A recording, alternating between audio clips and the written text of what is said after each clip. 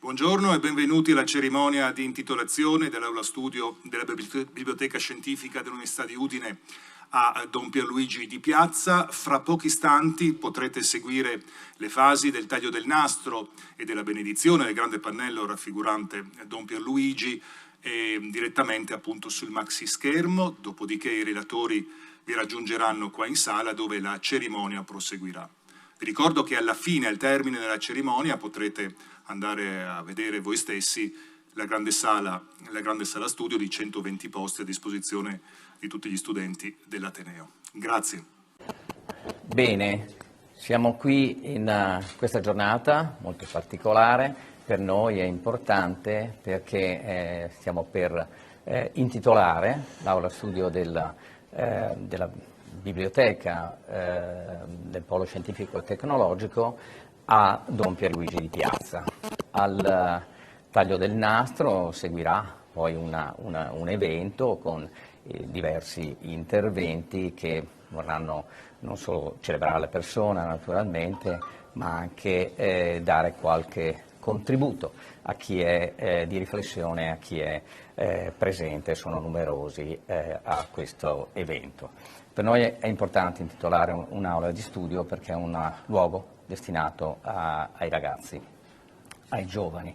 Abbiamo anche pensato di arricchire questa intitolazione non solo apponendo il nome di Don Pierluigi fuori dall'aula, all'ingresso dell'aula, ma anche con un pannello che ricordi alcune delle sue frasi e ci ricordi anche il suo volto, la sua benevolenza.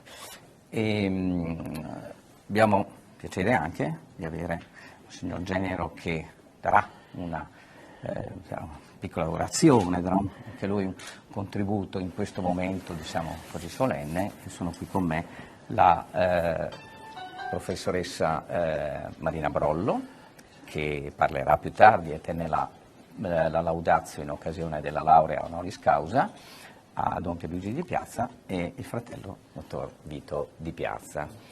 Prego. Come vicario generale dell'Arcidiocesi sono ben lieto di rappresentare qui la vicinanza e la presenza dell'Arcivescovo Monsignor Mazzocato e di tutta la nostra Chiesa locale, alla quale apparteneva e ha appartenuto come cristiano e come prete e parroco per tutta la sua vita il nostro Don Pierluigi. Ecco perché allora io ricordo brevemente in questo tempo pasquale un elemento di fede nella risurrezione oltre la morte, di cui anche Pierluigi è stato sempre testimone. Dice infatti così il Signore Gesù secondo il Vangelo di Giovanni: io sono la risurrezione e la vita. Chi crede in me, anche se muore, vivrà. E chi vive e crede in me non morirà in eterno. Per questo invito tutti in un breve silenzio a pregare di cuore. E così concludo interpretando la preghiera di ciascuno. Signore Dio, creatore e redentore di tutte e di tutti, accogli la nostra preghiera e mentre ti ringraziamo per la testimonianza dei fedeli credenti, fa che l'anima di Don Pierluigi e di tutti i nostri cari e care defunti abiti presso di te nella gioia senza fine, affinché anche noi, mediante anche l'impegno nelle culture e nelle scienze, sappiamo essere creature degne del tuo amore che salva. Per Cristo nostro Signore. Amen. Nel nome del Padre, del Figlio e dello Spirito Santo. Amen. Prendiamo, e se siamo pronti?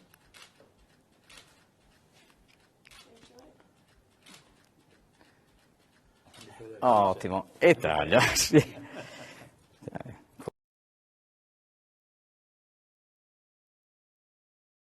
Ora, il rettore, la professoressa Brollo, Monsignor Genero, il sindaco di Udine e il fratello Vito Di Piazza ci raggiungeranno qua nell'auditorium per proseguire questa cerimonia di inaugurazione che prevede diverse fasi. La prima di queste è la proiezione di un breve estratto del film documentario del 2016 intitolato I volti spirituali del Friuli, Pierluigi Di Piazza, del regista Marco D'Agostini. Buona visione.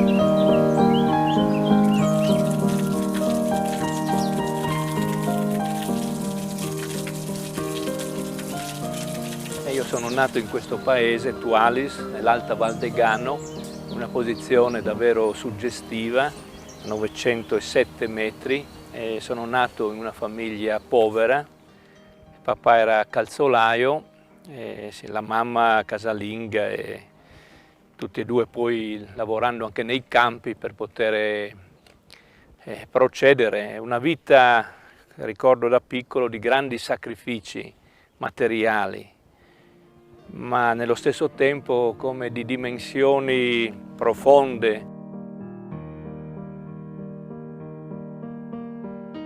E qui pensiamo, qui nel novembre del 47 la mamma nella camera di questa grande casa di Tualis, dove vivevamo 3 famiglie, ebbe una emorragia da parto e quasi moriva. Ed io anche sono nato cianotico, con difficoltà respiratoria, insomma un parto difficile, una nascita difficile. Poi da piccolo avevo qualche problema di salute e il papà lavorava in modo incredibile fino a mezzanotte perché, essendo scoperti da un punto di vista sanitario, lui andava poi, partendo da qui, la sera, a comprare nella farmacia di Comeglians, che è il comune qui a Fondovalle, a comprare le medicine, e andava a piedi, andava per il sentiero a piedi col feral che gli faceva strada e poi ritornava a piedi. E queste dimensioni poi rimangono dentro all'animo in modo indelebile.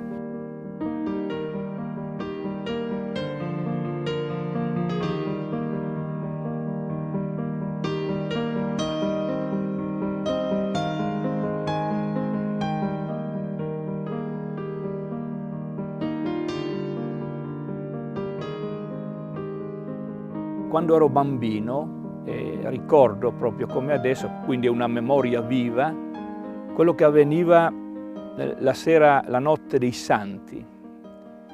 E in cimitero, il piccolo cimitero di Tualis, che per me è ancora oggi un luogo speciale di riflessione sul senso ultimo del vivere, dell'amare, del relazionarci, dell'impegnarci, del soffrire, del morire. E appena posso sosto in quel cimitero anche oggi, e per me diventa un momento rivelativo. Ebbene, dicevo, la sera, la notte dei Santi, la piccola comunità del paese raccolta in cimitero per la preghiera del rosario, con questi lumini sulle tombe, il freddo che alle volte proprio si avvertiva nei piedi specialmente, e i rintocchi delle campane che è come se si richiamassero l'un l'altra, dei campanili di Tualis, di San Giorgio di Comeglians, di Rigolato, di Mieli, di tutta la vallata.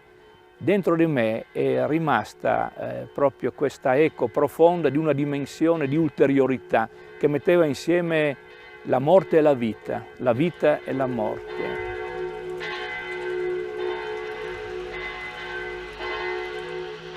Come rispetto a questo le preghiere che mia nonna Rosalia, mia nonna paterna, dormendo io nella sua cameretta in un lettino per tanti anni, la sera mi invitava a pregare per le persone, tutte quelle più in difficoltà, e poi la preghiera per i morti, e diceva: i morti di questa casa, i morti del paese, i morti di cui nessuno si ricorda, come una preghiera planetaria, per dirla con il linguaggio di padre Balducci. E mi pareva che le pareti come si allargassero e si aprissero ad abbracciare tutto il mondo.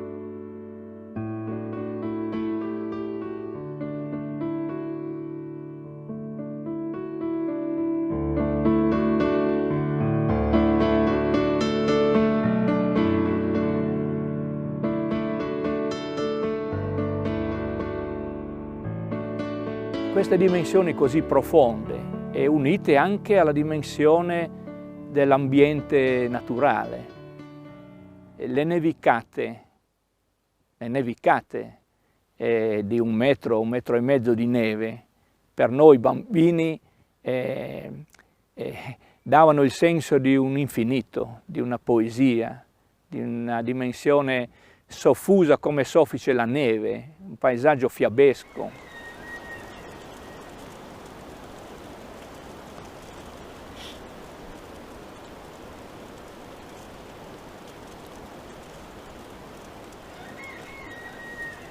Uno guarda e medita, dove lo sguardo non è solo lo sguardo, diciamo, materiale, ma è lo sguardo contemplativo. È anche un bambino che guarda la vallata, ma guarda anche oltre quelle montagne, che sono in qualche modo un limite, ma che richiamano anche a un'ulteriorità di un mondo che sta anche oltre, no? Quindi uno constata la grandezza, la maestosità, ma anche il limite. Dici: ma dopo cosa c'è dietro? Io credo che ci sia una condizione che favorisce qui la meditazione, la riflessione. Questo linguaggio dell'ambiente naturale, no? Quello che ci circonda, è una inclinazione alla meditazione.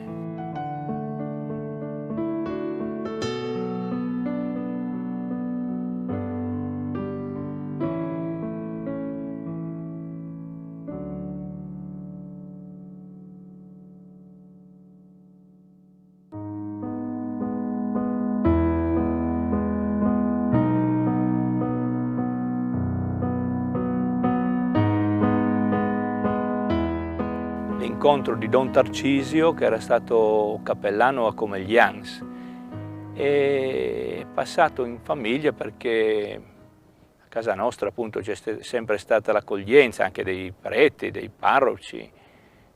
Era in qualche modo amico del papà e della mamma. Io ero in 4ª elementare, non ricordo se era sul finire dell'anno. Di fatto, ecco, lui ha detto: ma di Pierluigi cosa si farà? Dopo ha proprio buttato là, come si suol dire, ma potrebbe anche andare in seminario, forse perché, insomma, vedendo la mia timidezza, la mia, sì, come si dice, un bambino buono, quieto, no? Così.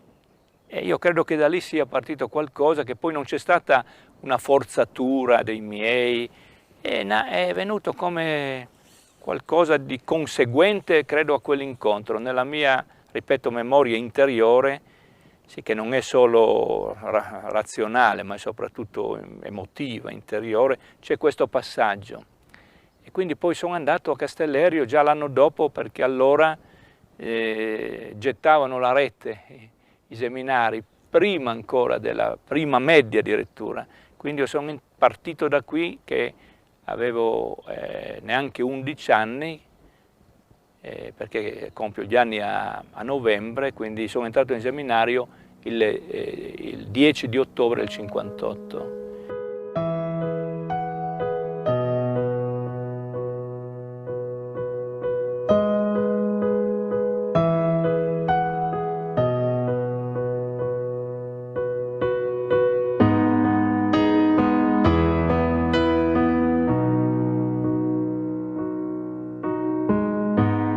nella vita è importante, stando alle parole consuete, essere buoni, fare del bene, e che essendo preti si può fare del bene. Credo che dentro, nel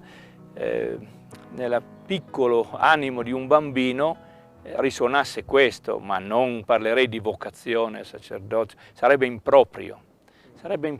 Vocazione è una chiamata, sì, però è una chiamata che poi uno verifica in modo permanente. Io ho detto per paradosso che è un paradosso, che non so solo la vocazione essere prete, che lo saprò solo alla fine, nel linguaggio della fede, quando incontrerò Dio, capirò cos'è stata la mia vita e se ho vissuto una vocazione a essere prete, perché chi vanta tanto la vocazione per poi rinchiudersi dentro a un ruolo sacralizzato e che lo rassicura ma anche lo distacca dalle persone, che vocazione sarebbe?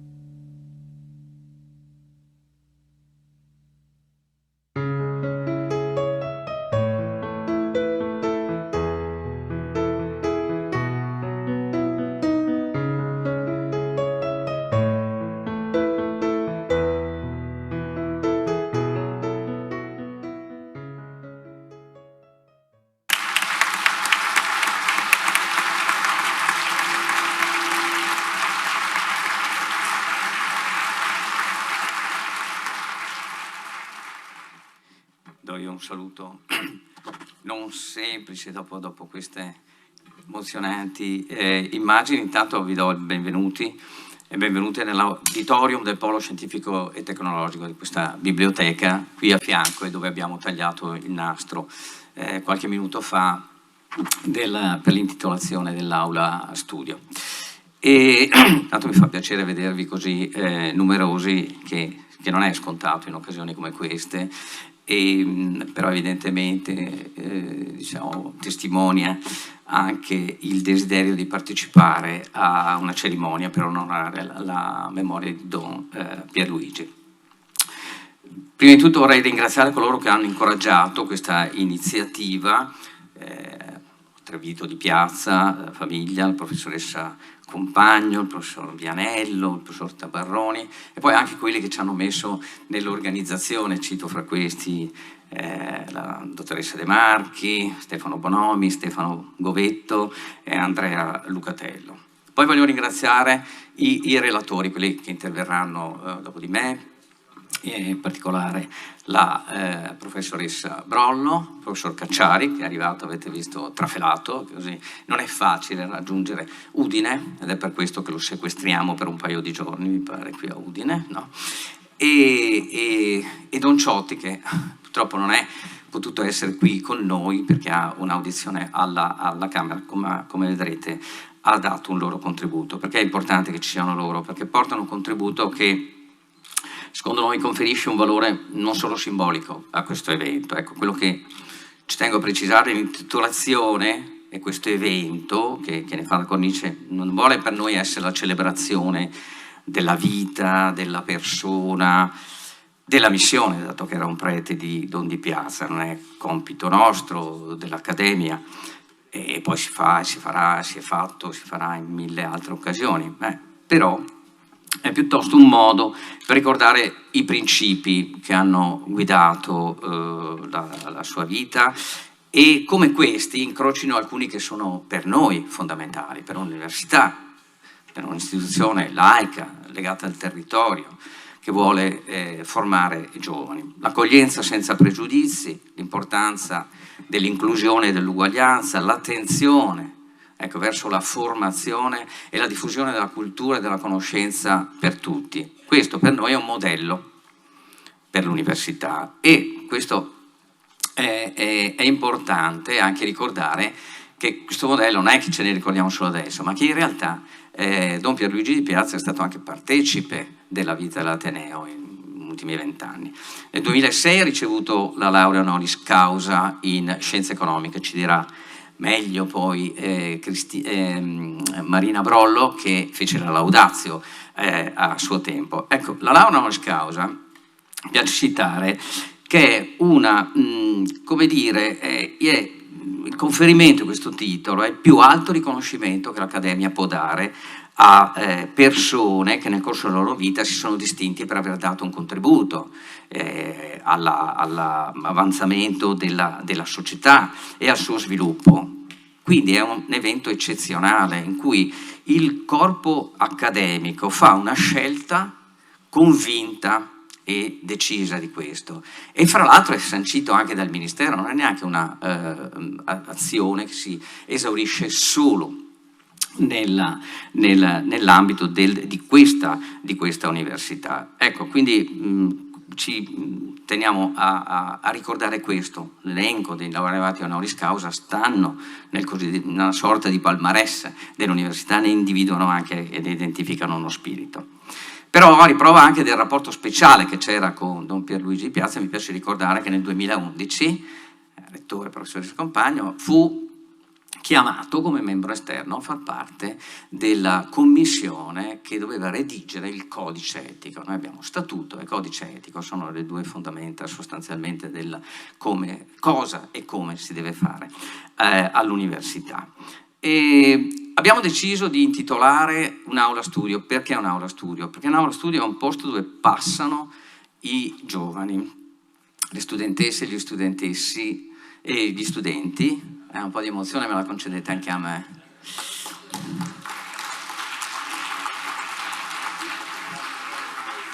So che il professor Cacciari ne approfitterà. Il terzo genere, noi siamo un attimo avanti. Caro Massimo, noi siamo sempre un pochino avanti e questo te lo dimostra. E adesso mi fate perdere il filo, mi tocca leggere che non mi piace mai. Poi io, come sa benissimo anche Sonia, mi scrivo una traccia e poi in realtà dico quello che mi viene in mente, che forse è anche meglio. Ma perché un'aula studio? Ci sono studenti e studentesse, adesso lo dico bene, che stanno lì, passano una parte della loro giornata, sono chini sui libri, fanno la loro preparazione per la loro formazione, gli esami, però in realtà pur in silenzio è un ambiente in cui si condivide, si è partecipi con gli altri. Poi ci sono le pause in cui si trova il moroso, l'amorosa, si parla di mille altre cose e poi si rinnovano di anno in anno. Dicevo mio collega, in realtà con una visione un pochino distorta, gli studenti diventano ogni anno più giovani, mi diceva quando iniziavamo l'anno accademico. Ho cercato di spiegargli che non era così, però in realtà adesso sto ragionando anch'io così. E quindi è una zona di passaggio delle nuove generazioni. Cosa abbiamo fatto? Ci abbiamo messo anche un pannello con delle frasi e il viso. Ci viene anche da pensare che qualcuno magari alza lo sguardo, lo distoglie dal banco, dal libro e magari viene ispirato a una riflessione, magari cogliendone il significato anche nello sguardo di Don Pierluigi. Ecco, qui in una che poi fra l'altro è degli edifici, insomma, anche dal punto di vista tecnologico, come vedete oggi anche aperto alla cittadinanza, che ci vede, insomma, che ci ha dato più soddisfazione nell'ultimo periodo. E quindi qualcuno che guarda si potrebbe chiedere anche fra qualche anno chi fosse e cosa facesse, e questo è importante. Chiudo ricordando che la storia non finisce qui, perché a dicembre 2023, su sollecitazione della famiglia, guardo Vito, abbiamo deciso di istituire un premio di laurea su temi che sono quelli cari a Pierluigi, ma avete capito, sono anche quelli cari a noi. E poi a dicembre del prossimo anno, di quest'anno, nel 2024, ci sarà in una occasione ufficiale la premiazione dei vincitori. Quindi benvenuti, godete e benvenute. o benvenutissimi e benvenutissime, non so come si dica. E io sono un povero agronomo, anche se ho fatto il classico, e godetevi il resto del programma. Io adesso so che ci sarebbero i saluti dell'autorità, ne vedo alcuni che per me insomma sono amici più che autorità. Non so se vuole dare un brevissimo saluto. Lui ha già dato, il sindaco, stanno facendo i complimenti, per carità di Dio, non c'è nessun problema. Allora io passerei la parola, e però sono presenti, sono non solo il sindaco di Udine, anche altri sindaci di altri posti, compreso Comaglianza naturalmente, e darei la parola alla professoressa al dottor Vito Di Piazza. A Marina Brollo prima.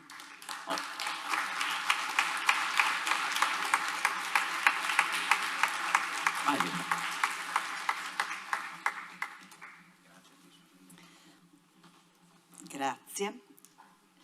Signore e signori, magnifico rettore, colleghi e colleghe, confesso che per me è un dolore essere qui oggi a ricordare l'amico Don Pierluigi Di Piazza a 2 anni dalla sua morte, ma allo stesso tempo essere qui è un onore dedicargli l'aula studio della Biblioteca Scientifica e Tecnologica dell'Università degli Studi, cioè un luogo di ispirazione e un luogo di monito a non girarsi dall'altra parte, e questo è lo slogan che abbiamo scelto oggi. Lo abbiamo scelto perché questo è davvero il monito che racchiude l'itinerario e le opere della troppo breve vita di Pierluigi. Una vita, la sua, che lo ricordiamo, ha ruotato intorno al fulcro dell'incontro con la diversità dell'altro. Non a caso, non è stato ancora ricordato, ma lui ha fondato il Centro Balducci di Giuliano, che è stato un luogo di accoglienza per immigrati, profughi e rifugiati politici. Insomma, ha aperto un vero e proprio cantiere di lotta contro la povertà, di lotta per l'inclusione e il miglioramento delle condizioni esistenziali e lavorative dei soggetti più svantaggiati e vulnerabili. Cosa direbbe oggi Pierluigi? Ma io credo che questo monito lui lo rivolgerebbe a tanti, tra i quali mi piace ricordare anche probabilmente il nuovo Parlamento europeo che uscirà dalle elezioni. Perché dico questo? Perché il Parlamento europeo dovrà affrontare, implementare il nuovo patto sull'immigrazione e l'asilo, e dovrà farlo cercando di condividere e non girarsi dall'altra parte. D'altra parte, con un gioco di parole, Pierluigi non si è mai voltato dall'altra parte. Ha sempre coltivato una forte sensibilità per le tematiche di rilevanza sociale, economica e culturale. Ha sempre mostrato una spiccata partecipazione materiale, spirituale e culturale per rimuovere le barriere e per offrire nuove prospettive di vita e di speranza per le persone in difficoltà. Ed è per questo suo prendersi cura che già 18 anni fa gli abbiamo assegnato un importante riconoscimento, l'ha ricordato il rettore, la laurea specialistica honoris causa in scienze economiche. Lo ha fatto l'allora facoltà di economia e in particolare il suo preside, il professor Flavio Pressacco, che è qui con noi e che ringrazio ancora una volta per avermi affidato il prestigioso incarico della laudatio. Lo abbiamo fatto per il suo ruolo innovativo e infaticabile di imprenditore di solidarietà in Friuli e in tutto il mondo. Ecco, in quella occasione ho presentato la laudatio, c'è anche un libricino che la ricorda. Oggi voglio solo ricordare, come abbiamo già visto dal documentario, che era una persona umile ma con idee potenti. In particolare il suo insegnamento ci invitava ad accogliere la sfida dell'accoglienza e a vincerla con l'aiuto, con la cura materiale e immateriale. Ecco, proprio questo è il suo insegnamento fondamentale. Ed è un insegnamento che credo sempre più, proprio in questo momento, è importante. È importante perché, scusate, lo ricordo, da giuslavorista, i migranti costituiscono allo stesso tempo un problema, ma anche una possibile soluzione per la nostra comunità. Non c'è dubbio, un problema perché sono sempre più numerosi, sempre più diversi, sempre più diseguali e quindi anche spesso sempre più discriminati e quindi spesso svantaggiati, con minori opportunità anche nel mercato del lavoro, con barriere all'accesso ai diritti sociali che perpetuano un circolo vizioso di povertà e sfruttamento, specie per quelle persone più vulnerabili, al punto che, da giurista lo dico, la legge non è in grado di contrastare questo fenomeno. Non basta, bisogna dare una mano anche al legislatore. Ma allo stesso tempo, dicevo, è una possibile opportunità. Lo dico in termini economici. In una società che sta invecchiando non c'è dubbio che gli immigrati possono dare un prezioso e utile contributo. Non a caso, cresce sempre più la pressione delle forze produttive, anche locali, per aumentare le quote di ingressi per lavoro, con richieste che eccedono quelle quote irrisorie dei decreti sui flussi regolari dall'esterno e che eccedono la famigerata lotteria del click day. Ma non c'è dubbio che il clima politico attuale faccia maturare un atteggiamento meno favorevole nei confronti dell'immigrazione. L'ho appena detto Mario Draghi in una occasione molto importante. Non solo, ma se guardiamo anche la cronaca, che purtroppo non è solo locale, possiamo contare sul nostro territorio dei comuni che hanno più del 30% di residenti stranieri extracomunitari, i cui bambini nati raddoppiano, gli stranieri raddoppiano gli italiani. Purtroppo però sono dei comuni che non sono comunità, nel senso che il flusso migratorio non va solo fatto entrare, ma bisogna accompagnarlo con l'attivazione di attività di integrazione a partire dalla scuola, a partire dal lavoro.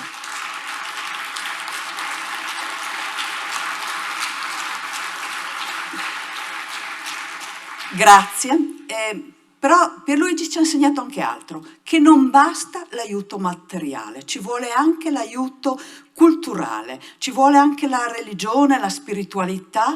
Insomma, Pierluigi Di Piazza, come l'università, ha operato per contribuire alla formazione di coscienze sensibili, libere, autonome, critiche e responsabili.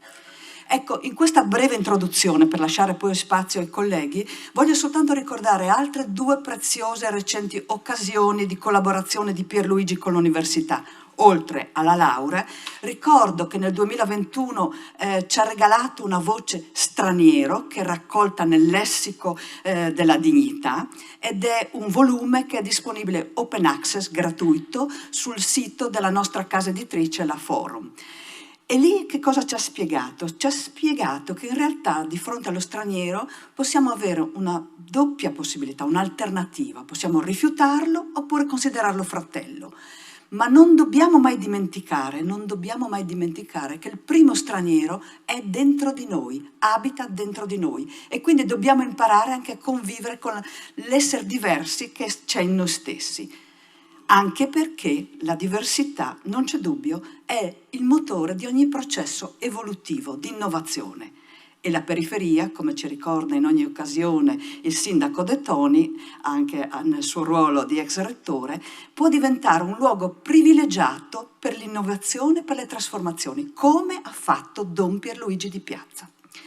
Altro evento che voglio ricordare, perché anche questo è molto significativo, ha partecipato nel 2019 alla terza edizione del premio in memoria di Silvia Gobbato, nostra brillante laureata vittima di femminicidio, e ha parlato dell'essere donne migranti nei processi sociali, economici e culturali. Cioè ci ha raccontato che ci sono dei deboli più deboli dei deboli, cioè che le donne migranti sono esposte a più rischi degli uomini migranti, a partire dalle violenze sessuali per continuare con le violenze economiche. E da ultimo stiamo assistendo anche a discriminazioni indirette su questo versante. È un sistema di difficoltà nell'accesso ai diritti sociali, di difficoltà nell'accesso ai diritti di assistenza del sistema di welfare italiane, subordinati al possesso del permesso di soggiorno di lungo periodo. Purtroppo molte di queste violenze non sono denunciate e quindi sono invisibili e colpiscono quelli che sono senza tutele, quelli che sono più fragili fra i fragili. In conclusione, ripetere, riascoltare oggi il monito, il messaggio di Pierluigi ravviva un doloroso ma anche stimolante ricordo di un prete di innovazione e di un uomo coraggioso per costruire un futuro migliore. Se così è, l'intitolazione che noi abbiamo fatto oggi dell'aula studio nel nome di Don Di Piazza non è un caso. Non è un caso, significa che ora sta ai nostri studenti e alle nostre studentesse prendere ispirazione dal suo esempio e continuare a insegnare anche a noi che non possiamo girarci dall'altra parte. Grazie.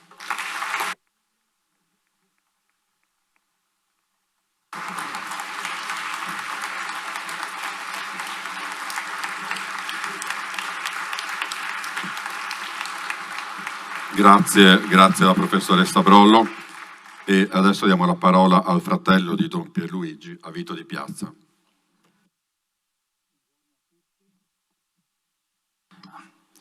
Buongiorno a tutti in questa giornata dai significati così ricchi e intensi.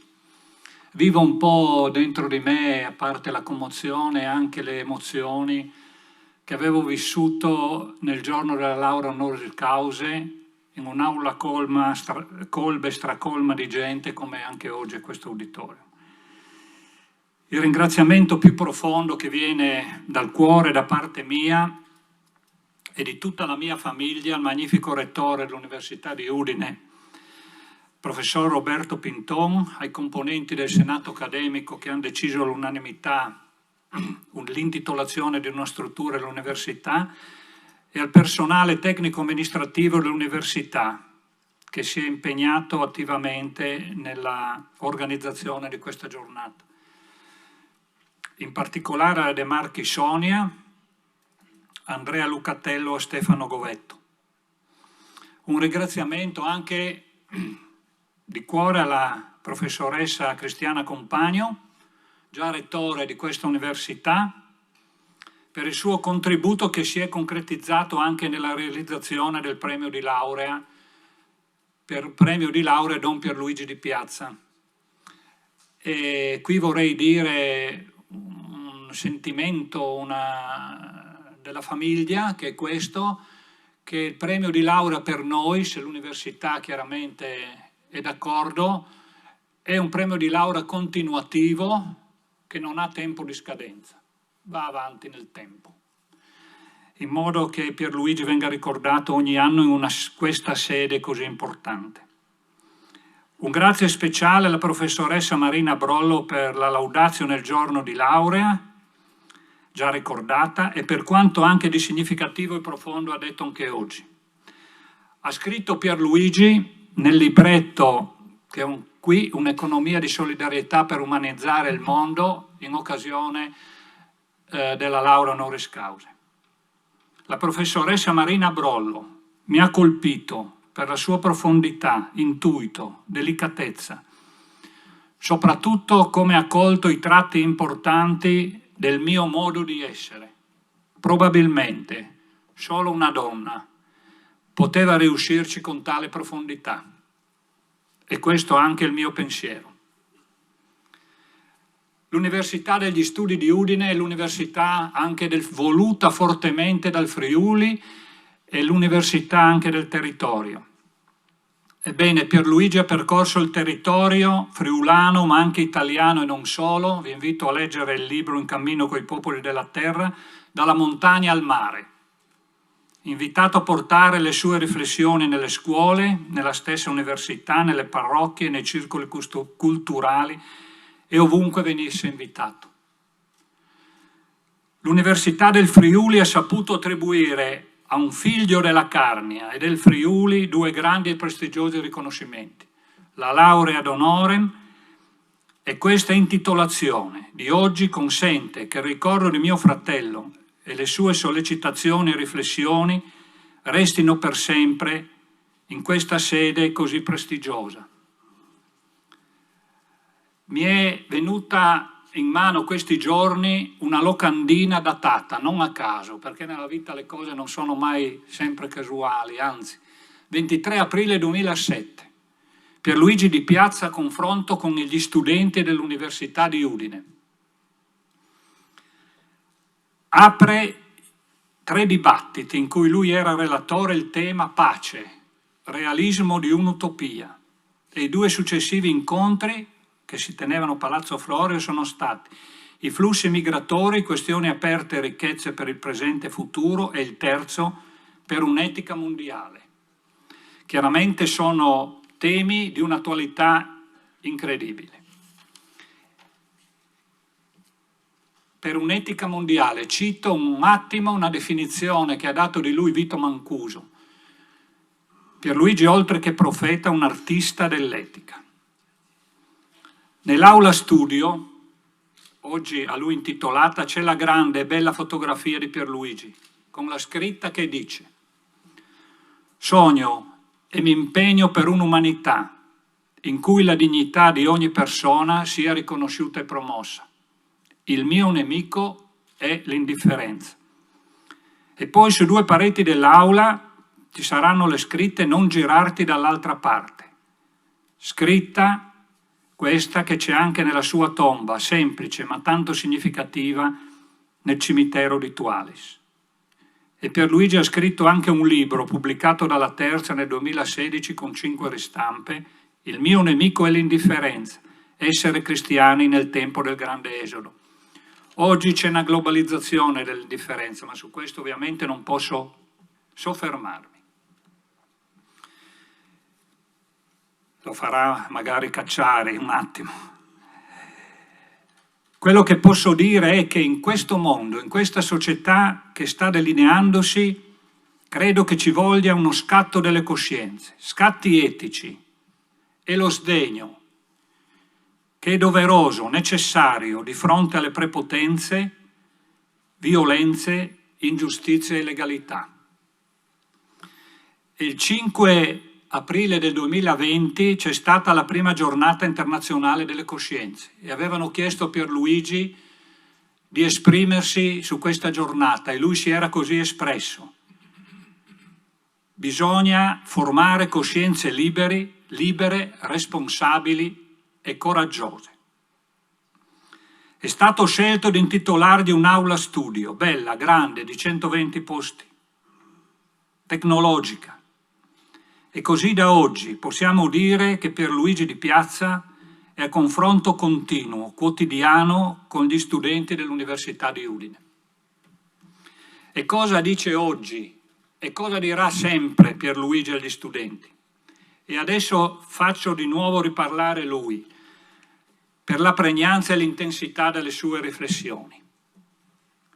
Dice Pierluigi, e lo dice a questi giovani, ogni giorno lo dirà: la vita mi insegna che quando la relazione e la comunicazione riguardano le dimensioni più profonde, depositano nell'intimo del nostro cuore e delle nostre coscienze qualcosa che permane. Mi permetto di esortarvi, perché ogni giorno esorto me stesso ad essere e diventare giovani, donne, uomini sensibili, profondi, intelligenti, a liberarvi dalla logica dell'avere, dell'apparire, della futilità, della superficialità, a non essere conformisti e pigri, a impegnarvi nello studio e un domani nel lavoro, a scegliere di vivere relazioni profonde e significative, a non chiudervi in forme di egoismo, ma ad essere disponibili e generosi, a non aver paura dei grandi ideali e neanche dell'apparente piccolezza di presenza, parole e gesti che sono invece importantissimi, perché esprimono sensibilità, orientamento, collocazione, senso del vivere. Ad ascoltare la profondità del cuore e dell'intelligenza, ad essere coraggiosi e responsabili, a lasciarvi provocare dalla complessità della vita e della storia, dall'impoverimento e dalla fame, dalle violenze e dalle guerre, dal razzismo e dal rifiuto, dalle discriminazioni delle persone, dall'usurpazione e dall'inquinamento dell'ambiente vitale, a lasciarvi provocare per rispondere in modo attivo e positivo, personale e comunitario, istituzionale e politico, ad essere così parte dei milioni e milioni di persone, delle migliaia e migliaia di comunità che qui e in ogni parte del pianeta ogni giorno sono impegnate fino a dare la propria vita per la giustizia, i diritti umani, la pace, prendendo a cuore, prendendosi cura, accompagnando.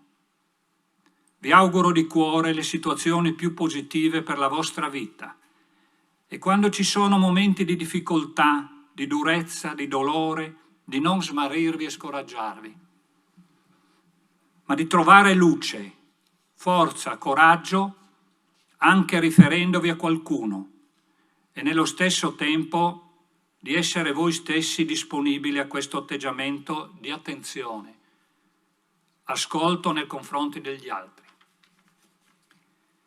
La fede può essere un'esperienza arricchente quando è seria, autentica, profonda.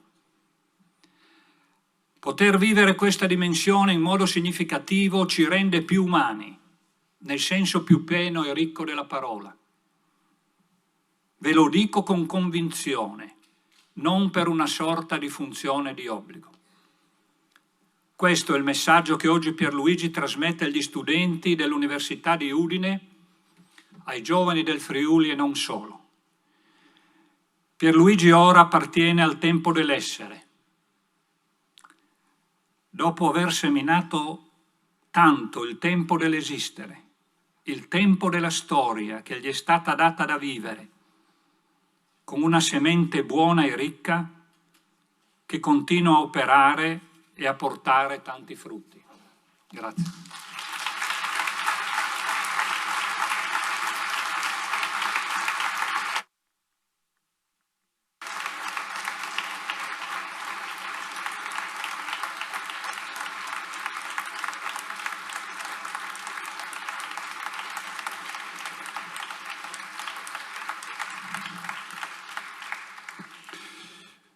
Grazie Vito per come ricordi sempre anche con commozione Pierluigi.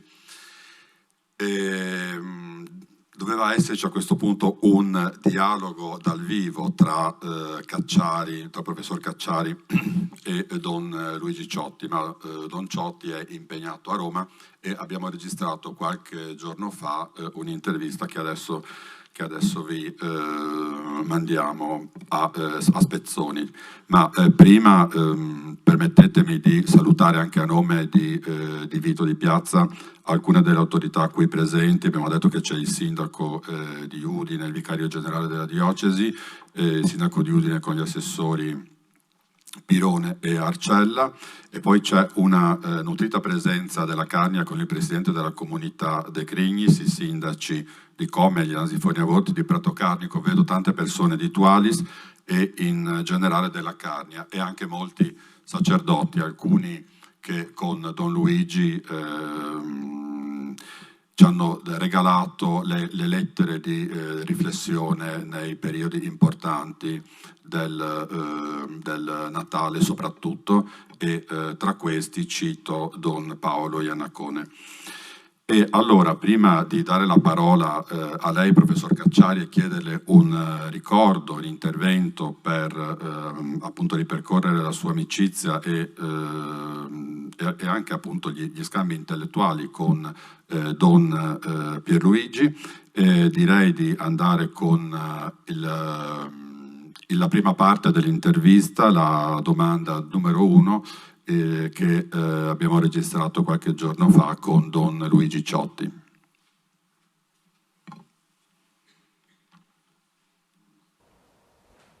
Don Ciotti, l'Università di Udine nel 2006 ha conferito la laurea honoris causa a Don Pierluigi Di Piazza, quale imprenditore della solidarietà.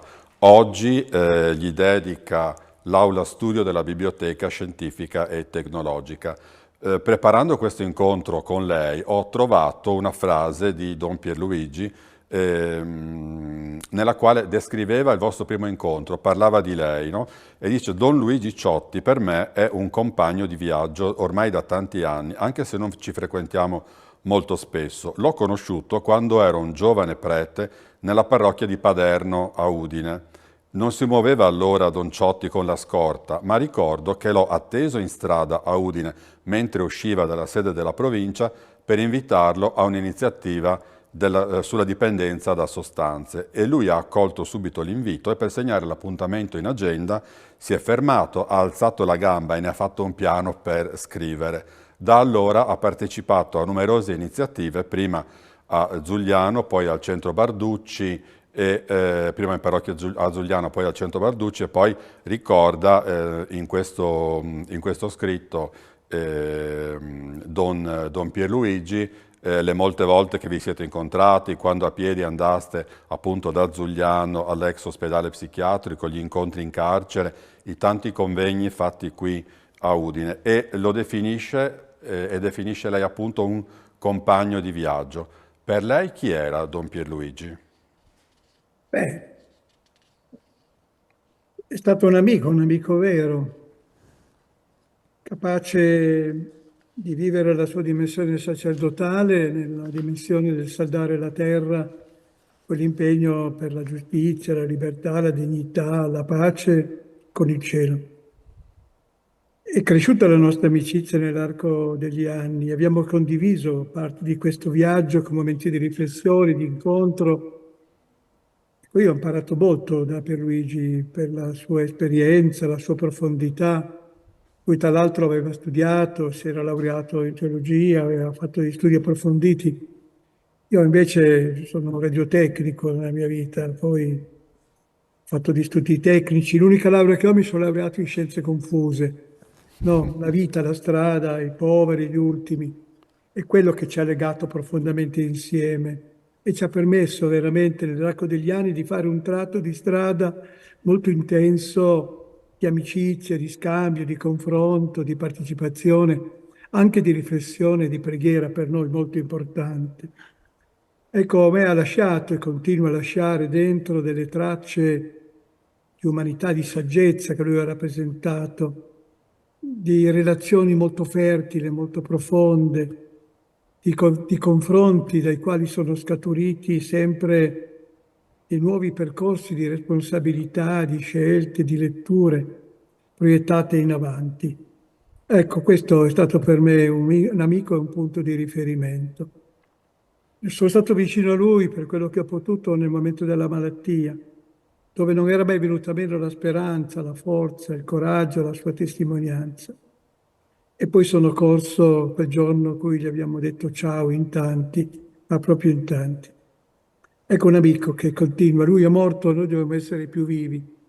Sono stato a trovarlo al cimitero, quel cimitero dove c'è una tomba molto semplice, nella terra, e mi ha ricordato la grandezza di tante altre persone, perché penso da Lorenzo Biladi, anche lui, nella terra, una tomba molto, molto semplice.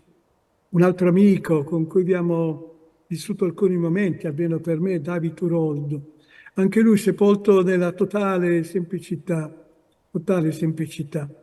E penso a Ernesto Balducci, a cui lui ha avuto dedicare il suo centro a Santa Fiore, in quel cimitero tra i castagni, anche lì una tomba molto semplice. E anche dalle tombe che si vedono il tratto, le scelte, le modalità, l'essenzialità, la scelta da che parte stare delle persone. Un amico vero. I confronti, lei diceva prima che si è anche molto confrontato con Don Pierluigi. I vostri confronti com'erano? Sempre vivaci? Sul piano della concretezza, delle scelte, dell'impegno. Abbiamo sempre parlato della dimensione dei temi, della pace, il tema dell'accoglienza delle persone, la storia dei migranti, il problema della povertà. Sono i temi, quel piccolo contributo che io potevo portare era in questa direzione, la direzione di quelle che sono state le mie scelte, il mio impegno. Io rappresento sempre però un noi, non un io, perché il nostro cammino non è mai opera di navigatori solitari. Noi dobbiamo fare in modo di costruire dei percorsi con altre persone. Dobbiamo creare le condizioni di unire le nostre forze per diventare una forza etica, sociale, culturale, politica, nel senso del servizio per il bene comune. Tant'è vero che lì, a Centro Balducci, sono state accolte la vita, la storia di tante e di tante persone.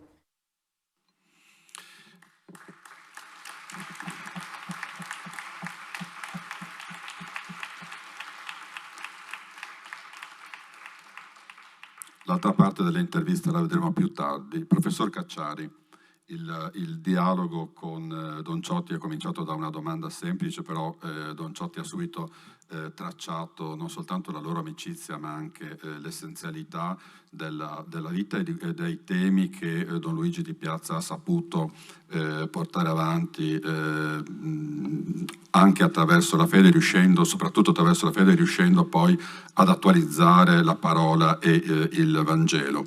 Ecco, per lei chi era Don Pierluigi? Un grande amico. Credo che per non mi ricordo quanti anni, ma praticamente ogni anno più o meno ci siamo incontrati al Centro Balducci per discutere degli argomenti che qui anche sono stati ricordati, ma non credo proprio sia il caso di sprecare questa giornata con biografismi o d'autobiografismi. Come si diceva prima, ha un senso e avrebbe un senso, credo, per Pierluigi se con tanti amici si fa insieme un po' un esame di coscienza. Questo è il senso di riunioni come questo.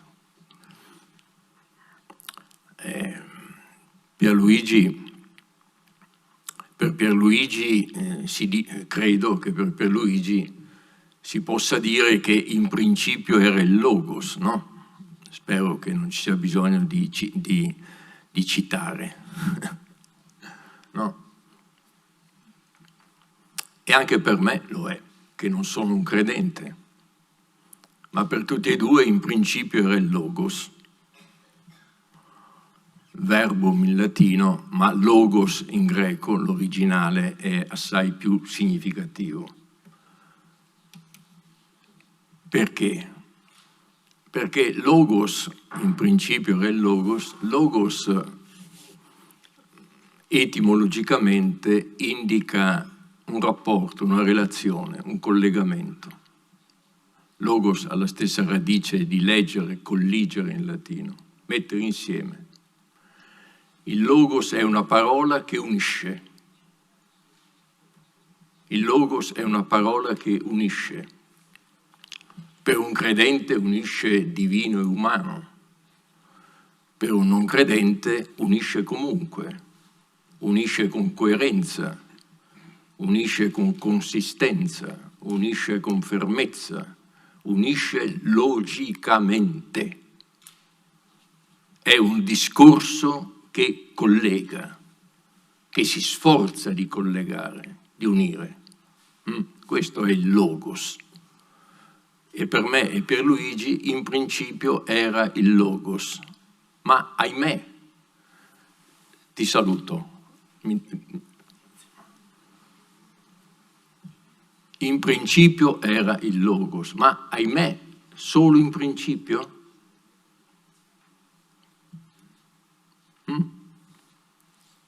Questa è la domanda di Pierluigi. Siamo costretti a ricordarlo, questo principio? Non dovrebbe essere in ogni momento questo principio, che la nostra parola serve ad unire, serve a trovare ciò che ci unisce, senza eliminare la distinzione. La distinzione rimane, e rimane tanto più forte quanto più tu cerchi di intenderti.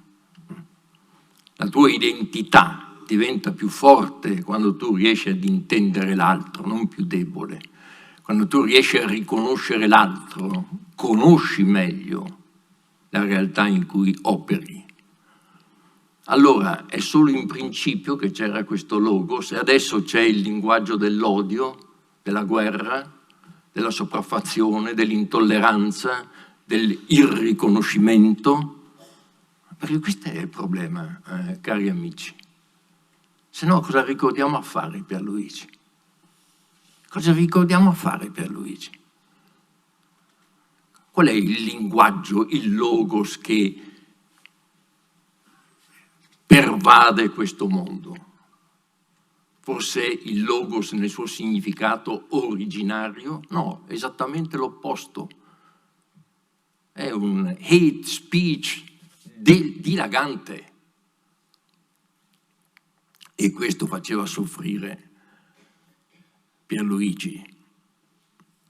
E naturalmente credo faccia soffrire un cristiano più ancora e più dolorosamente ancora di quanto possa far soffrire uno che, ahimè, deve limitarsi a ragionare e basta, senza fede.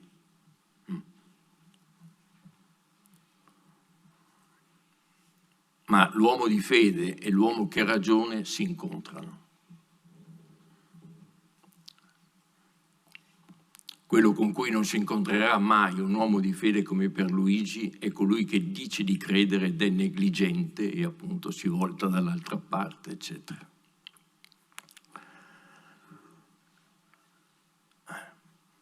Ascoltare il logos, ascoltare l'altro, prima ancora di riconoscerlo. E poi la cosa che colpiva di più in Pierluigi era proprio la misericordia. Anche qui nel senso vero del termine, che non risuona bene nel termine nostro misericordia. Il modo in cui nel Vangelo si dice misericordia è un verbo, l'essere misericordioso, è un verbo quasi tremendo nella sua violenza. Quando il cosiddetto buon samaritano incontra quello per strada e si china ad averne cura, il verbo che usa il Vangelo è che gli si spezza il cuore, proprio gli si spezza il cuore, gli va in frantumi il cuore. Non è una misericordia così. È lui stesso che diventa come quello per terra, a pezzi. Diventa a pezzi, si fa a pezzi come quello che soccorre lì a terra. Cioè una simpatia, dicono i greci, tremenda, violenta. E questa era la misericordia di Pierluigi, tante volte l'ho potuto vedere.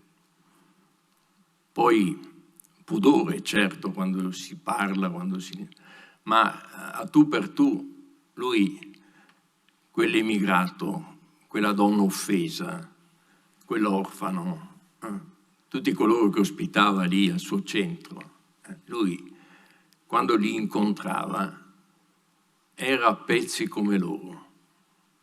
Era a pezzi come loro. E anche qui sentiamo così. Non basta non volgersi dall'altra parte, non basta fare carità. Occorre compatire, perché soltanto se arrivi a compatire poi puoi affrontare situazioni drammatiche come quelle che stiamo vivendo quotidianamente. Perché se dai qualcosa, diamo qualcosa, vediamo un po', aiutiamo. Drammi come quelli che stiamo vivendo, drammi che sconvolgono gli equilibri politici, culturali, sociali, economici del pianeta, se non sentiamo misericordia nel senso più acuto, non potremmo, io credo che non potremmo uscirne. perché i problemi sono così drammatici, così complessi, che se non ci mettiamo dentro misericordia, gli aiuti, da quanto tempo parliamo di aiuti economici agli altri paesi, eccetera, eccetera, ci sono pure stati gli aiuti. Quando in Africa tra qualche anno, pochi anni, saranno 1/3 della popolazione mondiale, che facciamo? Li portiamo in Albania? Facciamo dei bei lager in giro per i paesi balcanici? Che lo facciamo? Sono, bene o male, anche quelli sono aiuti. Non ne puoi uscire senza appunto un radicale esame di coscienza e anche, per usare un linguaggio che è più di Pierluigi che mio, evangelicamente si direbbe una metanoia, metà noein, cambiare pensiero. Metanoia, termine evangelico. Noi diciamo conversione, ma è più bello il termine evangelico, il termine originario. Cambiare pensiero, cambiare mente. E lo dobbiamo fare tutti, se vogliamo affrontare i drammi che stiamo vivendo. O se no, andremo dritti nell'abisso. C'era questo elemento profetico, in tutti i profeti come Pierluigi c'è anche un elemento tragico, no? Perché il profeta spera, non c'è dubbio. Il profeta, la parola profetica è fondata su un elemento di certa speranza, che naturalmente il non credente non può avere. Può avere speranza, ma non certa speranza. La certezza della speranza dei credenti viene dal fatto che lui ha fede nel Signore. Lì è la speranza del credente è fondata sulla fede. La speranza del non credente è fondata sul ragionamento. Ma il ragionamento ha sempre di fronte un bivio, no? Ragionando puoi sperare in un cambiamento di mente e quindi di politica, eccetera, in grado di affrontare le tragedie che stiamo vivendo, ma ragionando puoi anche dire no, non ce la faremo, e la catastrofe è inevitabile. Perché siamo a questo punto, sapete? Siamo a questo punto. Ma con Pierluigi se ne parlava già anni prima. Stiamo andando verso questo bivio. O c'è questo scatto di coscienza e di misericordia, oppure non riusciremo a superare queste contraddizioni. E qui c'era il dramma suo di uomo di chiesa, che ha un rilievo culturale generale immenso, perché anche il non credente deve fare i conti e deve riconoscere come la storia e il destino d'Europa si intrecci indissolubilmente con la cristianità. No, non c'è bisogno di essere Benedetto Croce, no? Perché non posso non dirmi cristiano. Tutti noi non possiamo non dirci cristiani. Come puoi immaginare l'Europa senza cristianità? La possiamo immaginare? Punto di domanda. Chiediamocelo. Coscienza, esame di coscienza. La storia e il destino d'Europa non è concepibile senza cristianità. Non è concepibile. In nessun aspetto, qui non ho il tempo di spiegarlo, ma in nessun aspetto, neanche in quello tecnico-scientifico. Anzi, lì meno ancora che altrove. Ma è una storia passata? È una storia passata? Questo il cristiano Pierluigi lo sentiva con una drammaticità unica. Ricordo, pare uno degli ultimi incontri al Centro Balducci su questo tema. L'Europa o cristianità è finita? i grandi papi ultimi, Papa Wojtyla, poi Ratzinger, eccetera, si ponevano la domanda, con grande angoscia, si ponevano la domanda, ma l'Europa è diventata una terra di missione, dicevano. L'Europa va evangelizzata.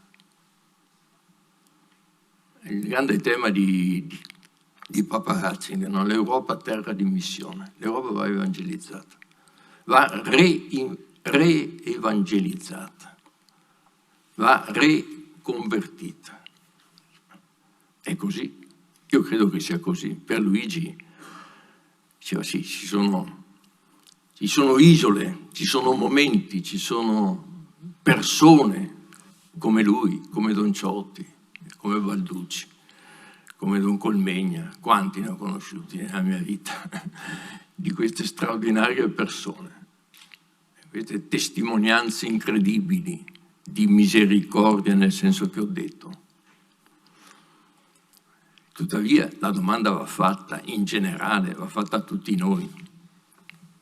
L'Europa attuale, l'Europa del mercato, l'Europa dell'euro, l'Europa che affronta i problemi dell'immigrazione in quel modo, l'Europa che ha affrontato, non so, crisi come quella greca in quel modo, e via dicendo, l'Europa della guerra. Chi ha a che fare con la cristianità? Chi ha a che fare con la cristianità? Domanda angosciosa per Pierluigi. E quindi questa sera, qui, tra di noi, cerchiamo di ricordarla, perché forse dal ricordo, quando è un ricordo attivo, quando non è una commemorazione, quando non è una cerimonia, quando è il ricordo attivo e la lingua batte dove il dente duole, allora forse quella è il primo passo per vedere a partire da noi stessi, perché tutto deve partire da noi stessi, il primo passo per tentare di dare una soluzione o per cercare almeno di collaborare a trovare soluzione alle tragedie di questo momento.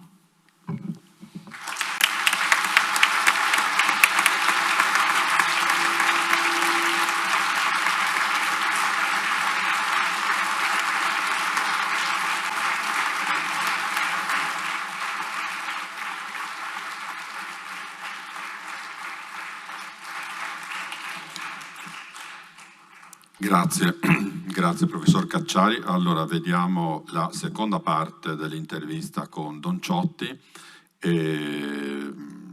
Prego, potete mandarla in onda. Avevate sicuramente il punto in comune che era quello della passione per Gesù, ma nel vostro esempio, nel vostro cammino, portate la coerenza, che è sicuramente una grande qualità, l'umiltà, l'accoglienza, l'umanità, l'inclusività, la fede, però la fede con l'intuizione di declinarla, di portarla ad aiutarci a leggere il Vangelo nel solco dell'attualità. Ma come si porta il Vangelo, le pagine del Vangelo, nel solco dell'attualità nei nostri tempi, nei nostri giorni, in questa società? Non dimentichiamo quello che lui aveva scritto anche in un libro, Compagni di strada, il cammino nella Chiesa della Speranza. C'è un passaggio che lui scrive e che dà la dimensione delle sue scelte nel saldare terra e cieli. Era un po' il suo sogno. Quando il nostro Pierluigi diceva, e continua a dire, il suo sogno è una Chiesa, leggo testualmente, povera e senza potere, libera e liberatrice, non clericale, femminile, democratica e pluralista. Ecco, era questo il sogno del nostro Don Pierluigi, questo amore, questo fatto compassione verso la Chiesa in quella direzione. E devo anche dire che per lui è stata una ricerca coltivata sempre anche nel trasmettere la parola di Dio, incarnandola alla vita, alla storia, ai percorsi delle persone. Una ricerca sempre coltivata attraverso il dialogo, perché per lui era importante, fondamentale l'approccio fondato sulla curiosità delle ragioni dell'altro, di tutte le persone, tutte le persone, oltre che il suo riconoscimento della sua intrinseca umanità nelle persone che incontrava. Questo lui ha trasmesso sempre, è questo che ci ha profondamente anche uniti, questa passione di mettere la persona al centro, al centro. Numerosi i confronti che lui ha fatto con tante persone, con storie, provenienze diverse, con persone con riferimenti più diversi, ma sempre, sempre, ma sempre, Pierluigi, voi l'avete conosciuto, l'avete apprezzato, l'avete toccato con mano, l'avete visto, sempre alla ricerca di un punto di contatto, sempre nell'incontro con le persone, a cercare di aprire una breccia dalla quale intravedere insieme un pezzettino più ampio di verità. Ecco, per lui era molto importante tutto questo. E io ho condiviso esattamente questo, non dimenticandoci che missione della Chiesa, ce lo ricordava un grande cardinale, un gesuita, l'arcivescovo di Milano, un grande studioso della parola di Dio, Carlo Maria Martini, ce lo ricordava Martini, che è missione della Chiesa, quindi questo valeva per me, come il nostro Don Pierluigi e tanti altri amici che sono lì, no? Con i nostri limiti, le nostre fatiche, i nostri errori, ma anche con la nostra passione, insomma, di spendere un po' della nostra vita per dare vita, per annunciare una parola, la parola di Dio che è una parola a volte scomoda, difficile, provocante. Domilani diceva urticante. Sì, perché a volte è urticante la parola di Dio, graffia dentro le nostre coscienze, ci invita a metterci in gioco. E allora quante volte ci siamo detti anche io per Luigi, proprio le parole di Martini, quando diceva che la Chiesa, che missione della Chiesa è l'essere coscienza critica della società in cui vive e voce propositiva dei valori più alti e vitali. Sì, noi dobbiamo essere coscienza e voce, ma la Chiesa non abita lì nei cieli, la Chiesa abita qui sulla terra e la Chiesa deve abitare la storia. La Chiesa non può rimanere ai margini della lotta per la giustizia, per la libertà, per la dignità, per la pace delle persone. Allora la parola di Dio è quello che ci ha legato profondamente. La parola di Dio ci abbraccia, ci coinvolge, ci graffia. È una parola da ascoltare però, da vivere, non solo da ascoltare. Ascoltarla sì, parla nostra, ma da vivere. E allora è vero che la comunità cristiana, perché lui viveva questo, era parroco e sentiva questo impegno, questa responsabilità, non ha mai calato dall'alto sulla storia, ha rispettato sempre le espressioni, le religioni, i percorsi, le tradizioni, le culture delle persone che venivano accolte. Però lui alla comunità cristiana diceva che doveva essere sensibile alle esigenze della promozione interiore dell'uomo e del bene comune e che noi siamo chiamati ad offrire il proprio contributo alla crescita della giustizia, della legalità. Dobbiamo fare la nostra parte. Attuare la parabola del buon samaritano è difficile farlo in un contesto sociale? Quanto è difficile? Beh, oggi con Papa Francesco si è liberato, ha tracciato, continua a tracciare tutti i giorni dei percorsi in cui noi siamo invitati a non dimenticarci che l'accoglienza è veramente la vita che accoglie la vita degli altri e che non ci può essere una vita che offende e mortifica la vita delle altre persone. C'è una voce, l'autorevolezza del Papa, del suo magistero, no, ma già il Concilio Ecumenico Vaticano II, a cui noi abbiamo fatto sempre un pochettino riferimento, aveva spalancato queste porte. Poi ha fatto fatica a essere applicato, e meno male che poi negli ultimi anni c'è stato veramente dei cambiamenti. Ma Don Pierluigi è un bel gruppo di sacerdoti proprio di quel territorio. Ogni anno a Natale facevano una bella lettera alla Chiesa, ai pastori soprattutto, ma anche per mordere un po' le coscienze di quelli che dicevano di essere Chiesa, per invitarli a riflettere, a saldare veramente questo bisogno, questa fame, questa sete di giustizia, libertà, pace, qua giù con il cielo. E non è un caso, credo proprio che non sia un caso, che lui ha voluto dedicare il suo centro a Padre Ernesto Balducci. Non è un caso. E allora, cosa legava tutto questo? La libertà e la fedeltà. La capacità di coniugare la fedeltà al Vangelo e alla Chiesa con la libertà proprio di figli di Dio. Noi dobbiamo essere persone libere e quando tocchiamo con mano delle cose che non vanno bene, con molta umiltà, con molto rispetto, non dobbiamo tacere. E quindi Don Pierluigi ha testimoniato questo, la doppia fedeltà a Dio e all'uomo. No, che diventa importante. E allora aveva ragione Balducci, a cui lui aveva fatto grande riferimento. E avevamo discusso tante volte di questo, quando Balducci diceva che era necessario coniugare una vita pienamente immersa nei problemi del tempo, una vita pienamente immersa nei problemi del tempo e la fede nella parola che non passa. La parola non passa, la parola di Dio non passa, è ferma, è lì, che ci invita a leggere la sua parola nel tempo. Ecco, parola e storia sono i due parametri che hanno accompagnato Don Pierluigi, che devono accompagnare ciascuno di noi. La parola di Dio che si lega con la storia, che quindi cerchi proprio di entrare, di leggere tutto questo. Don Pierluigi era un autentico uomo di pace e sicuramente è stato importante il suo lavoro, la sua sollecitazione, il suo coinvolgimento anche qui nella nostra terra proprio per quanto riguarda i temi della pace. È immaginabile che in questo momento, con quello che viviamo nella geopolitica internazionale, avrebbe sofferto, avrebbe sicuramente avuto dei motivi profondi di riflessione e con lei evidentemente, ma anche in generale con le comunità alle quali lui apparteneva. Però non gli sfuggiva il bagliore che è il bagliore della speranza. È questa, secondo lei, la fede? Riuscire a vedere il bagliore della speranza nel percorso della vita? Ma certo, bisogna crederci, bisogna anche darsi una mossa, perché la speranza chiede a ciascuno di noi di darsi da fare, di impegnarci. Il Signore ci viene veramente incontro, ma ci chiede un po' di olio di gomito, di metterci in gioco, di assumerci la nostra parte di responsabilità.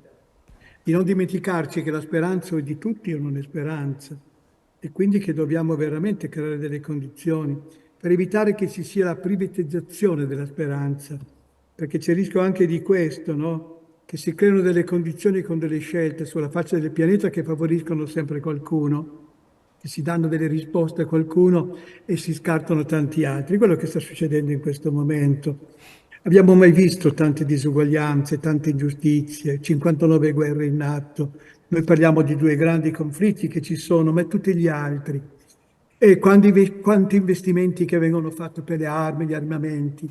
Ma dove stanno le grandi organizzazioni che avrebbero dovuto essere con più forza presenti per cercare delle mediazioni verso l'alto, abbastanza in fretta, senza perdere tempo? E invece si va solo in altri tipi di direzione, che ci fa vedere come le Nazioni Unite fanno veramente fatica per il meccanismo che si è creato, dei veti incrociati all'interno che pongono delle condizioni che a volte non permettono.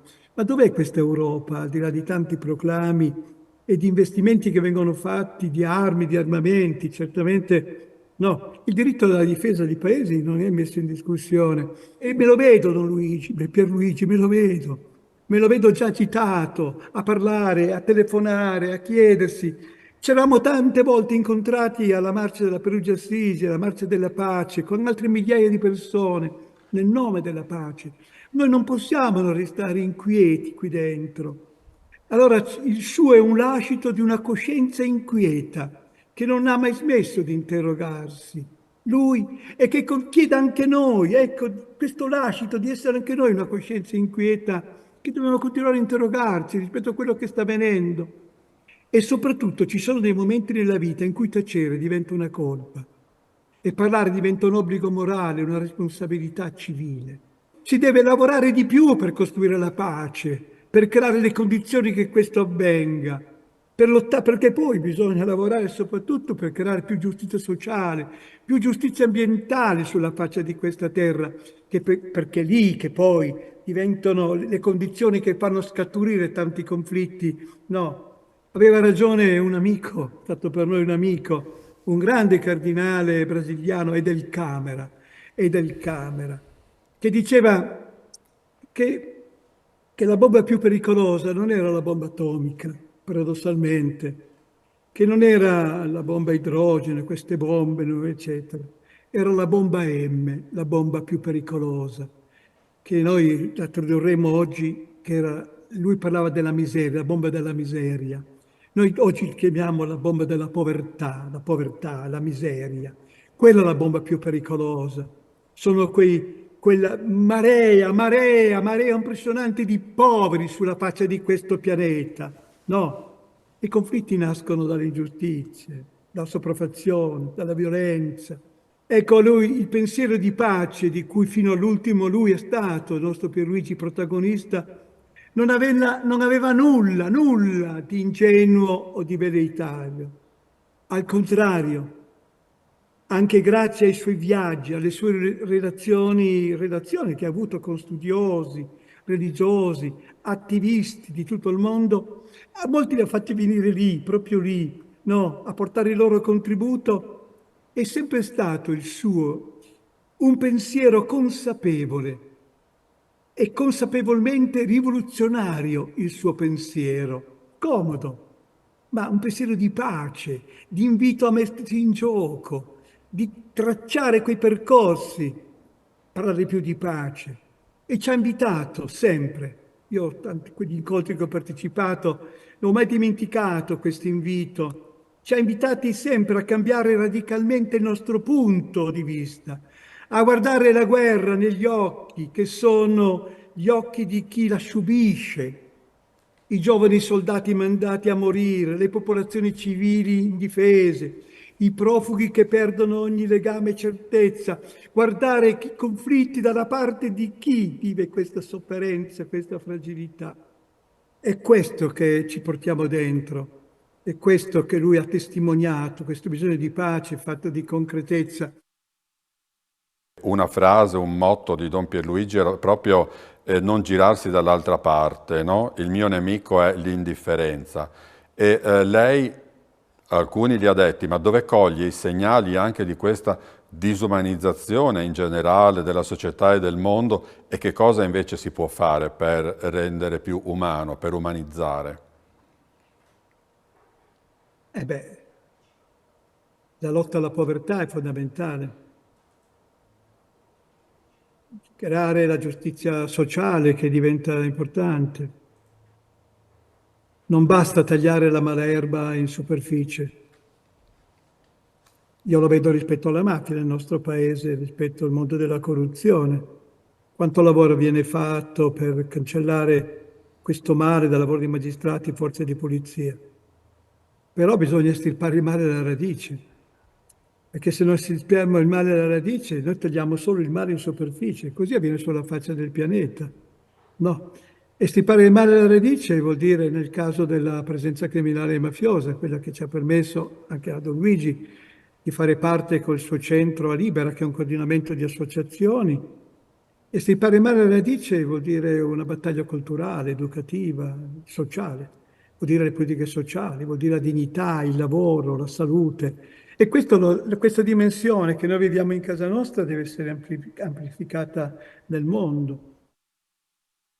Noi siamo in questo contesto dell'università, un contesto di giovani, ecco, e una generazione che è fragile, che è vulnerabile, che ha evidentemente le problematiche anche legate al momento che stiamo vivendo in generale. Ma quanto è importante per una generazione, per questi ragazzi, quanto sono importanti i punti di riferimento veri, coerenti, credibili?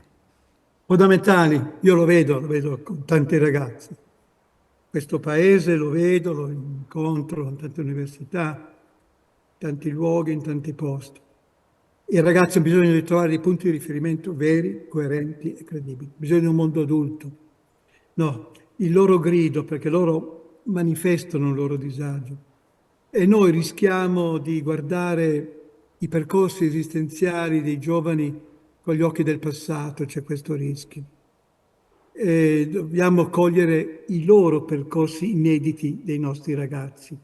No, ecco, sono loro a fare la differenza oggi, a segnalarci la necessità di cambiare alcune forme di vita e diventare linguaggi e azioni adatte a costruire una soggettività, una vivibilità inedite e necessarie. Sono loro che manifestano il loro disagio. Io avevo mai visto, sono negli ultimi anni, manifestare dei ragazzi con dei cartelli al collo o l'ansia.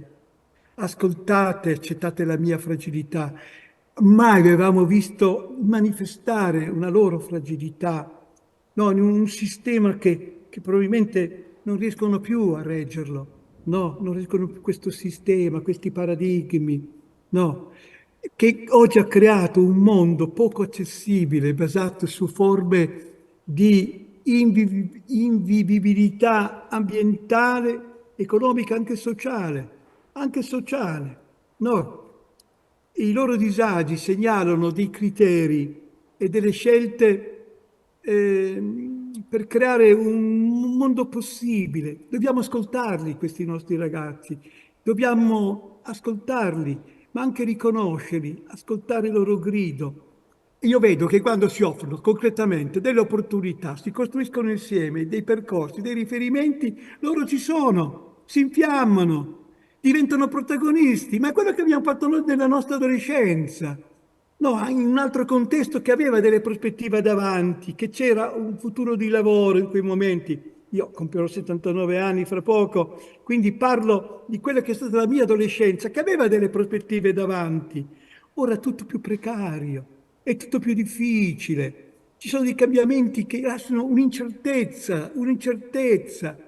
Allora dobbiamo ascoltarli, dobbiamo cercare di costruire delle cose insieme, dobbiamo costruire questi percorsi inediti che loro ci stanno. Ecco, il loro ascolto, le loro osservazioni potrebbero consentire di stare al passo con l'evoluzione delle loro sensibilità, delle loro letture. Ci portano una linfa nuova, usano loro in modo meraviglioso le nuove tecnologie che si fa molto più fatica. Intuiscono delle cose, come è stato per noi, le nostre battaglie, le nostre conquiste che abbiamo realizzato. Dobbiamo creare, non può essere una società negante nei loro riguardi, perché una società negante nei loro riguardi è anche una società in certi sensi inospitali, ripeto, i nostri ragazzi. No. Allora, ci stanno dicendo dei no a una ossessiva richiesta di protagonismo produttivo, di efficientismo fisico e psichico, no? Che in certi luoghi lo senti e lo respiri. Di una prospettiva basata sul di più e il meglio. Rifiutano questa pressione. Hanno bisogno di trovare i percorsi inediti e quando trovano dei punti di riferimento veri, coerenti, credibili, si infiammano. Allora bisogna che la politica non si preoccupi dei giovani, ma se ne occupi un po' di più, fornendo gli strumenti, creando le occasioni. Loro sono in grado di costruire dei percorsi che sono un po' inediti per noi, ma come siamo stati noi nella nostra giovinezza. E dei passi in avanti li abbiamo fatti. Bisogna dare questa continuità. Ci sono i nostri ragazzi. E allora bisogna renderli veramente protagonisti, perché ci portano questa linfa meravigliosa, queste intuizioni, questa voglia di cambiamento. Allora dobbiamo costruirlo insieme, ma bisogna che le politiche facciano la loro parte. Noi dobbiamo fare anche la nostra parte, perché non possiamo scaricare sempre tutto solo sulla politica, che ha le sue responsabilità. E noi come cittadini non bisogna buttare via tutto. Dobbiamo cercare di essere sì di stimolo, di portare un nostro contributo per un cambiamento, che chiede a ciascuno di noi di fare la nostra parte. Abbiamo troppi cittadini a intermittenza, a seconda dei momenti e delle emozioni. Abbiamo bisogno di essere però dei cittadini più responsabili.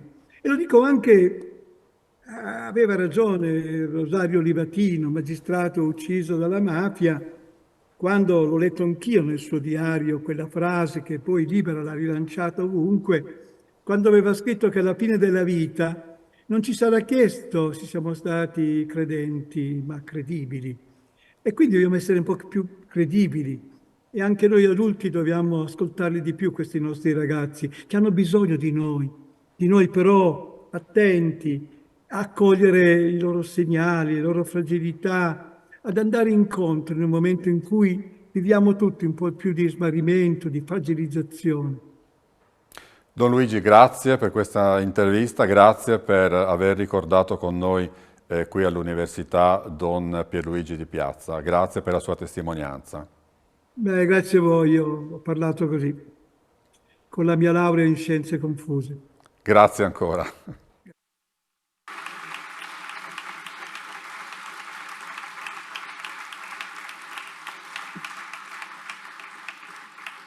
E allora grazie anche a voi per la pazienza, grazie professor Cacciari. Professor Pinton, chiudiamo, salutiamo.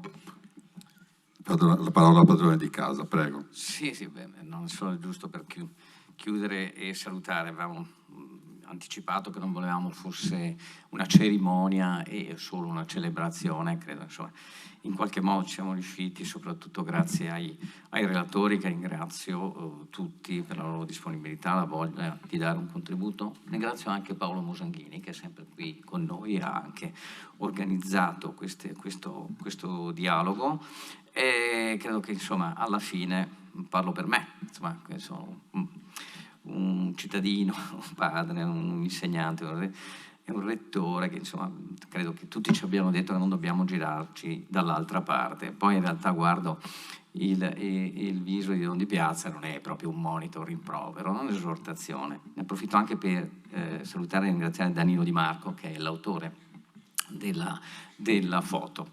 Bene, quindi adesso io vi invito tutti, chi vuole naturalmente, a vedere anche l'aula, se avete piacere, e poi, come si usa da queste parti, insomma siamo un minimo di celebration, come diceva il mio vecchio rettore, si fa, e se avete piacere possiamo fare anche un brindisi e un piccolo rinfresco tutti assieme.